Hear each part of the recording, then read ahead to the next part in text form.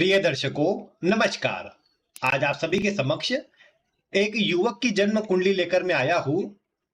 आप इनकी details screen पर देख ही पा रहे हैं। 12 फरवरी 1998, समय सुबह के 6:36 का है और आप जन्म स्थान देख पा रहे हैं, आंध्र प्रदेश का ये जन्म स्थान है।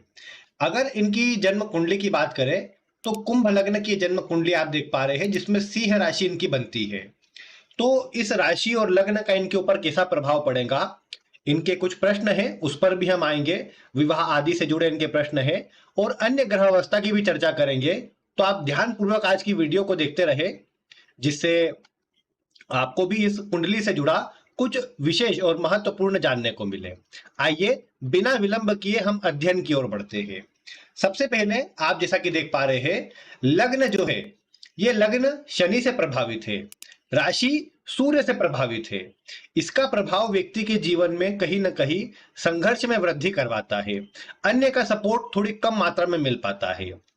हालांकि ये बात अच्छी होती है कि कुंभ राशि में सदैव आगे बढ़ने का गुण है, कुछ न कुछ सीखते रहने का गुण है। शनि की राशि जरूर है, लेकिन ये वायु तत्वीय राशि है, इसीलिए इस राशि के ऊपर राहु का प्रभाव भी होता है और इसीलिए ऐसे व्यक्ति अधिक से अधिक लाभ कमाने के लिए, अधिक से अधिक सुख अर्जित करने के लिए अपने जीवन में आगे बढ़ते रहते हैं। यहां पर फिर ये सिंह राशि इनके आत्मविश्वास को बढ़ाएंगी, क्रोध को बढ़ाएंगी, जिद्दी स्वभाव को बढ़ाएंगी, जो ठान लिया उसे कर दिखाने की क्षमता प्रदान करेंगी। और ओवरऑल अगर देखा जाए तो भले राशि और लग्न के स्वामी मित्र नहीं है, लेकिन उसके बाद भी व्यक्ति को लीडरशिप क्वालिटी ये राशि और लग्न का स्वभाव प्रदान करेगा। और व्यक्ति भले कि केतु के कारण या चंद्रमा के कमजोर होने से कंफ्यूजन में रहे, लेकिन उसके बाद भी कॉन्फिडेंस की मात्रा ये सिंह राशि बढ़ाने का काम करेंगी और व्यक्ति कहीं ना कहीं भले गलत ही क्यों ना हो अपने विषय में, लेकिन अपनी बात ही मानेगा, अन्य दूसरों की बातों को इतना अधिक नहीं सुनेगा। तो ये कुछ प्रभाव आपको देखने को मिलेगा। अब आते हैं यहां पर अन्य ग्रह अवस्था पर। सबसे पहले लग्न को देखिए। लग्न के स्वामी शनि बनते हैं, जो कुंडली के 12वें भाव में बैठे हुए हैं। लग्नेश का दूसरे भाव में बैठे हुए हैं। लग्नेश का दूसरे भाव में बैठना आप जानते हैं, यह कहीं ना कहीं अच्छा माना गया है धन के दृष्टिकोण से। ऐसा व्यक्ति अपने जीवन काल में अच्छा धन अर्जित कर पाता है। व्यक्ति की धन कमाने के प्रति चाहत भी अधिक होती है और वो अपने जीवन काल में अच्छा अर्जित भी कर पाता है। यहाँ एक और बात आप देख पाएंगे कि लग्न का स्वामी दूसरे भाव में है और दूसरे भाव का स्वामी लग्न में है। तो ये जो परिवर्तन योग है, ये श्रेष्ठ परिवर्तन योग है। ऐसे व्यक्ति को इस परिवर्तन योग के कारण जीवन काल में कम मेहनत में अच्छे धन की प्राप्ति होती है। इस योग से व्यक्ति के पास धन अच्छा होता है। कई बार धन बचाने का स्वभाव भी ज्यादा होता है, इसलिए व्यक्ति अपने जीवन काल में अच्छी मात्रा में धन बचा भी पाता है। यहाँ शनि की दृष्टि चतुर्थ भाव पर आएंगी, मंगल की भी दृष्टि आएंगी, जो व्यक्ति को भूमि भवन वाहन का लाभ करवाएगा। यानी ये सुखों के दृष्टिकोण से बहुत अच्छा है। फिर लग्न में गुरु बैठे हुए हैं, ये इस लग्न के अंदर महाधनी योग का निर्माण कर रहे हैं। तो गुरु का महाधनी योग बनाना लग्न के अंदर ये अच्छा माना जाएगा। भले ही इस लग्न में कारक नहीं हो तो वो अपने हेल्थ वगैरह से जुड़े रोग दे सकते हैं, लेकिन एक बात जरूर है कि गुरु का लग्न में होना, केतु के साथ होना, अन्य की सहायता ऐसा व्यक्ति के द्वारा की जाए, ऐसा व्यक्ति अन्य की सहायता करे, उस तरह का प्रभाव बढ़ जाता है। तो उसके लिए इसको अच्छा माना जाएगा। यहाँ केतु और मंगल भी है, जो कहीं ना कहीं अंगारक योग के समान ही प्रभाव देगा और व्यक्ति क्रोधी, जिद्दी और उसके शरीर पर विशेषकर आईब्रो पर कट देखने को मिले या होठ के नीचे जो ठोटी वाला भाग होता है उसके ऊपर कहीं ना कहीं कट का निशान देखने को मिले, कई बार आईब्रो अधिक घनी देखने को मिले, ये प्रभाव ये केतु मंगल प्रदान करते हैं। सर पर चोट का निशान भी होता है, ये क्रोध के कारण बचपन में किसी चीज की लग भी जाती है, ऐसे में वो सब बातें देखने को मिलती है केतु को और मंगल के लग्न में होने से। हालांकि ऐसे व्यक्ति को दोस्त मित्र आदि धोखा देते हैं या कई बार ऐसे व्यक्ति के साथ जो जुड़ता है वो इसे धोखा देने का काम करता है, चीटिंग करने का काम करता है और ऐसा व्यक्ति कई बार अन्य लोगों के द्वारा ठगा जाता है। तो ये बात आप देख पाएंगे। इसके अलावा फिर आप जानते हैं कि इस कुंडली में सर्वाधिक कारक शुक्र होते हैं। शुक्र कुंडली के चतुर्थ भाव और भाग्य भाव नवम भाव के स्वामी होकर के कुंडली के भाग्य भाव में बैठे हुए हैं। ये भी एक अच्छी स्थिति है। शुक्र का लाभ भाव में होना विवाह के बाद भाग्य भी बढ़ाता है, लाभ भी बढ़ाता है। हालांकि इनकी कुंडली के अंदर आप देख पा रहे होंगे जितने भी फैक्टर है वो इनके लाभ को अच्छा बता रहे हैं, यानी जीवन काल में धन की कमी नहीं होगी, ये बात देखने को मिलेगी। और उम्र बढ़ने के साथ में अच्छा धन ही ये अर्जित कर पाएंगे, ये बात देखने को मिलेगी। ये जरूर है कि इनको दशाएं इनके सपोर्ट की नहीं चल रही है। पहले अभी मतलब जो शुरुआती बचपन का समय निकला उसमें इनको शुक्र की पूरी महादशा निकल चुकी है, लेकिन अब अगर आप देखेंगे तो अभी सूर्य की महादशा है, आगे चंद्रमा की आएंगी, फिर मंगल की महादशा है, फिर राहु की महादशा है। यानी एक भी ऐसे ग्रह की महादशा नहीं जो इनकी कुंडली में बहुत कारक हो। वो जो दशा थी शुक्र की, वो पूरे लगभग जो पिछले 20 वर्ष सूर्य के पहले बीते हैं उसमें निकल चुकी है। तो इसका एक प्रभाव ये जरूर रहेगा कि आगे उम्र बढ़ने के साथ में मेहनत थोड़ी इनकी बढ़ेगी।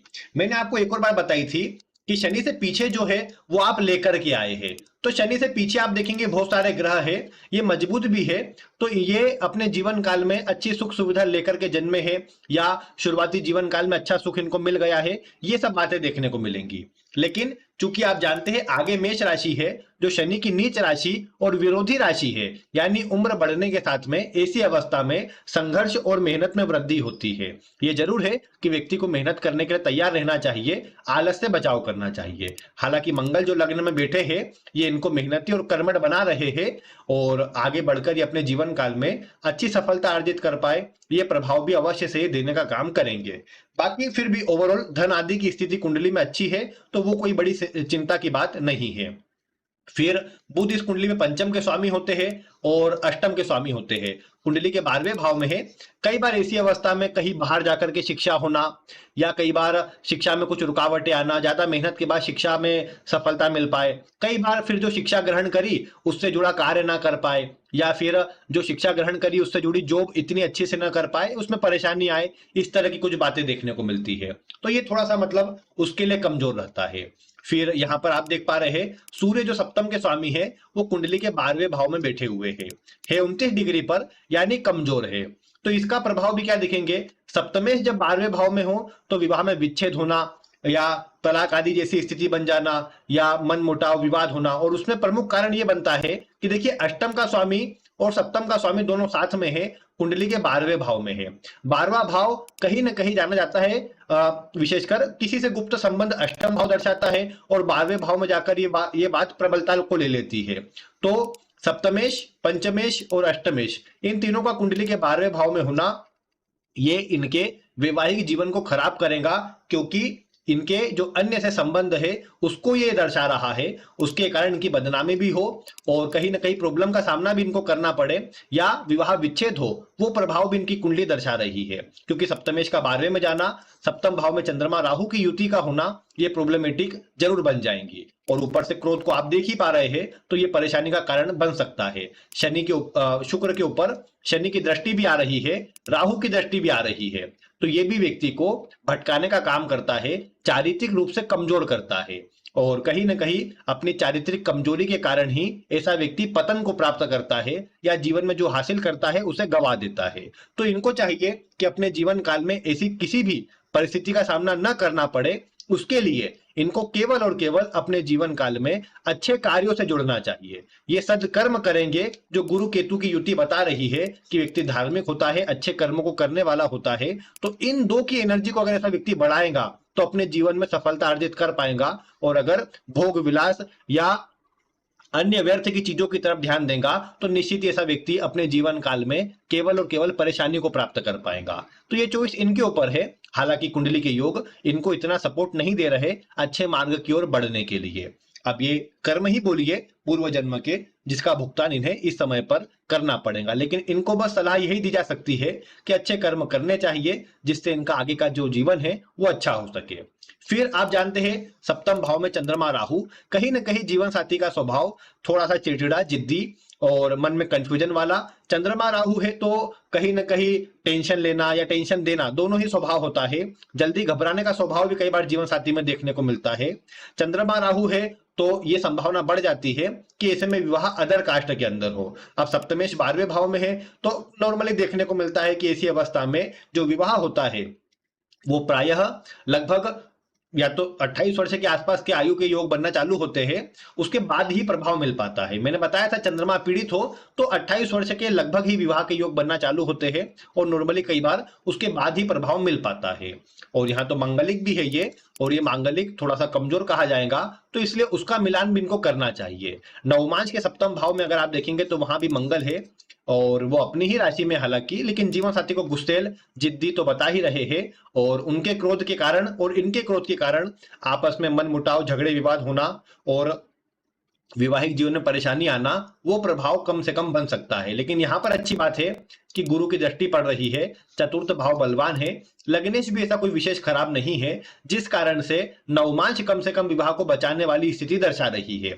लेकिन जो लग्न कुंडली में कमजोर योग बने हैं, उसका प्रभाव तभी नकारात्मक मिल पाएगा जब ये स्वयं से कोई नकारात्मक कार्य करेंगे। यानी अगर किसी प्रकार से इनके अफेयर वगैरह होते हैं बाहर, तो वो इन्हीं को परेशानी में डालेगा और इनको उसका भुगतान वैवाहिक जीवन में विच्छेद के रूप में करना पड़ेगा। तो ये कुछ बात देखने को मिल सकती है। वैसे तो आप एक बात देख पाएंगे कि यहाँ पर इनकी कुंडली में पंचमेश और सप्तमेश की युति है कुंडली के 12वें भाव में, तो कई बार इसको कहा जाता है कि ये प्रेम विवाह का योग है। लेकिन मैंने आपको बताया था, जब भी चंद्रमा राहु एक साथ बैठे हुए हो तो ये इस बात को दर्शाता है कि ऐसे व्यक्ति का प्रेम विवाह बहुत मुश्किल से हो पाएगा, या 100 में से 99 बार नहीं हो पाएगा। क्यों? क्योंकि चंद्रमा पीड़ित होने पर ऐसे व्यक्ति के प्रेम में धोखा मिलने के योग को बढ़ा देते हैं, और ऐसे व्यक्ति का फिर प्रेम विवाह नहीं हो पाता, ये बात देखने को मिलती है। और यहाँ पर जो 12वें भाव में सूर्य बुध बैठे हुए हैं, ये पंचमेश और सप्तमेश की युति है। इसका प्रभाव कई बार देखने को मिला कि किसी दोस्त मित्र आदि से इनका अफेयर होता है, या कोई करीबी से जान पहचान की लड़की से इनका अफेयर होता है, और उससे हो सकता है कि अच्छे संबंध भी बन जाए। और ये 12वां भाव गुप्त संबंधों को भी दर्शा रहा है, तो अच्छे सीरियस में बोल सकते हैं कि अच्छे संबंध बन जाए, लेकिन उसके बाद जाकर के वो किसी कारण से ब्रेक हो जाए, या फिर किसी कारण से इन्हीं की बदनामी हो जाए। इस तरह का नकारात्मक प्रभाव इनको मिल सकता है, क्योंकि 12वें का सूर्य ये कानूनी मतलब अड़चन, या फिर ये बोलिए कि अन्य बदनामी ये जरूर करवाता है। पिता से संबंध अच्छे नहीं रहने देता, या फिर ये देखने को मिला कि पिता से भी मतलब ऐसे व्यक्ति की नहीं बनती, ऐसा व्यक्ति थोड़ा अपने अनुसार करना चाहता है, और उस कारण से थोड़ी प्रॉब्लम आती है। यहाँ पर इनको यही चाहिए कि बड़ों का सम्मान करे और अच्छे मार्ग से आगे बढ़े, तो इसका प्रभाव अच्छा मिल पाएगा और ये जीवन काल में अच्छा आगे बढ़ पाएंगे। अब यहाँ पर इनकी कुंडली में जैसे दशा की बात है, तो सबसे पहले अगर विवाह की बात करें कब हो सकता है, तो देखिए एक समय तो अभी गुरु का गोचर यहाँ पर चल रहा है, तो गुरु की दृष्टि आ रही है सप्तम भाव पर। दशा भी वैसे तो राहु गुरु की है, सकारात्मक दशा है, यानी मई 2024 तक जो गुरु का गोचर इधर चल रहा है मेष राशि में, वो योग बना रहा है। लेकिन इतना जल्दी प्रभाव मिलने के योग नहीं बन रहे, क्योंकि अभी इनकी उम्र आप देख पा रहे हैं इतना प्रभाव में नहीं आई है। जैसा मैंने कहा 28 वर्ष की आयु के लगभग से योग बनना चालू होते हैं इनकी कुंडली के अनुसार, तो अभी वो योग नहीं आया है। मतलब फिर अभी का अगर मैं समय निकाल दूं तो गुरु यहाँ पर योग नहीं बनाएंगे, यहाँ भी नहीं और यहाँ भी नहीं। इन तीनों में गुरु की जो स्थिति है, विवाह के योग नहीं बना पाएंगी। फिर गुरु यहाँ पर आएंगे 2026 के आप ये मान सकते हैं कि मई के आसपास के मतलब 26 में मई के आसपास कुछ समय पर आएंगे। सॉरी मई बोल गया, 26 बोल गया, 2027 में लगभग जून के अंत में, लगभग 30 जून के लगभग गुरु का गोचर सप्तम भाव में होगा, सिंह राशि में होगा। अब देखा जाए तो जून 2027 में इनको दशा चलेंगी सूर्य में शुक्र की, क्योंकि नवंबर 2027 तक इनको सूर्य में शुक्र रहने वाला है। चंद्रमा भी सप्तम में ही है, तो चंद्रमा भी विवाह के लिए कारगर है। तो इसी अवस्था में यह कहा जाएगा कि इनका जो विवाह है सूर्य में शुक्र में तय हो जाए, यानी 2027 के जून के बाद, यानी सितंबर अक्टूबर के लगभग, या फिर मई अपने अगस्त के लगभग तय हो जाए 2027 में। और विवाह जो है इनका वो फिर 2027 के अंत के लगभग, यानी नवंबर दिसंबर के अंदर विवाह हो जाए, ये प्रभाव देखने को मिल सकता है।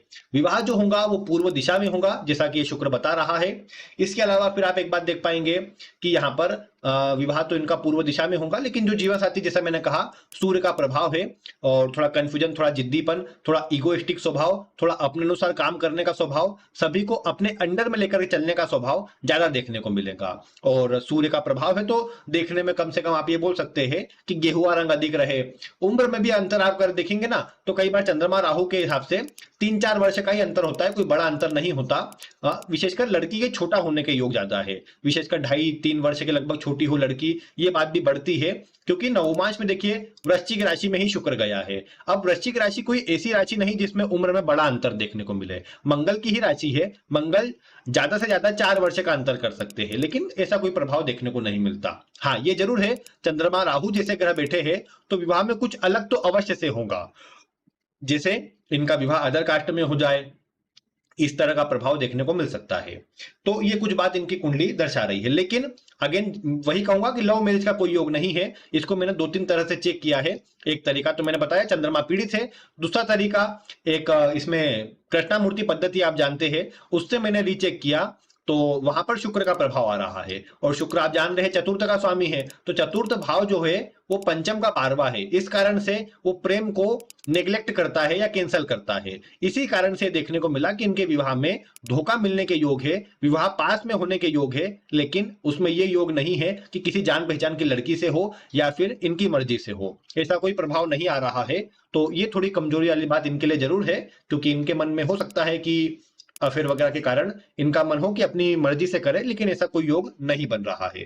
तो ये कुछ इनकी विवाह आदि की स्थिति हुई। अगर करियर के लिए देखा जाएगा तो देखिए दशम भाव का स्वामी मंगल है, जो यहाँ पर कुंडली के लग्न में बैठा हुआ है, और मंगल कहीं ना कहीं फिर वो क्या है ना, अपने स्वयं से जुड़े या स्वयं के दम पर करने वाले कार्यों को दर्शाता है। हालांकि जब सप्तमेश 12वें भाव में हो, सप्तम में चंद्रमा राहु हो, बुध 12वें भाव में हो, तो ये व्यापार के लिए इतना बढ़िया नहीं देखने को मिला। हाँ, घर में कोई व्यापार चलता आ रहा हो, वो अन्य के नाम पर हो, जातक भी उसमें लग जाए, इस तरह की चीजें कई बार लाभ करवा देती है, लेकिन खुद के नाम पर खुद के दम पर कोई काम करना जातक को नुकसान में ही डालेगा, और वो केवल और केवल परेशानी ही प्रदान करेगा।